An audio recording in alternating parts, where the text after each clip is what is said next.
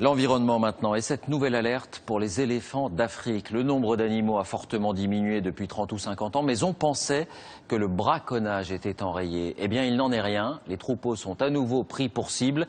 Fait nouveau, les gardes des parcs nationaux qui tentent de les protéger sont eux aussi dans le viseur des chasseurs. Arnaud Comte.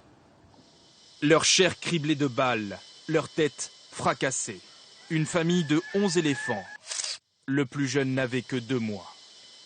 Ce massacre de pachyderme est le plus grave commis depuis 20 ans. Dans le parc national de Tsavo, au Kenya, les gardiens mènent donc depuis 4 jours une chasse à l'homme, lancée aux trousses des braconniers, qui étaient au moins 10 selon eux.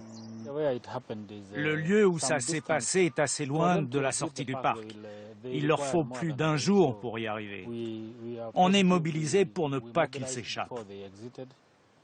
Le gang a tué, dépecé pour un butin d'ivoire, des défenses d'éléphants qui se revendent à prix d'or, jusqu'à 2000 € le kilo, principalement destinés au marché asiatique, très demandeur. Là-bas, dans les ateliers clandestins, l'ivoire sert à fabriquer des objets de décoration en tout genre. La semaine dernière, les douanes d'Hong Kong ont même saisi plus d'1 tonne de défense en provenance du Kenya, valeur 1 million d'euros. Un trafic international grandissant qui aggrave jour après jour la menace d'extinction de toute une espèce. En 2012, 360 éléphants sont tombés sous les balles contre 289 l'année précédente. Et partout en Afrique, comme ici au Cameroun. Oh là là, c'est vraiment un massacre. Sont découverts ici et là des cimetières sauvages. 18 mois à 2 ans. On ne comprend même pas pourquoi ils s'attaquent à des animaux aussi jeunes, étant donné que leurs défenses sont minuscules. Ils ont accroché. Arrêter les braconniers coûte que coûte. Ça accroche dur derrière là, c'est pas loin du camp.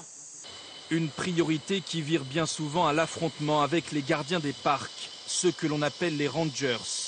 Ils sont désormais épaulés par des hélicoptères et bien souvent aidés par des soldats munis d'armes lourdes, comme nous le montrent ces Tchadiens. Ça c'est vraiment super pour faire partie des braconniers.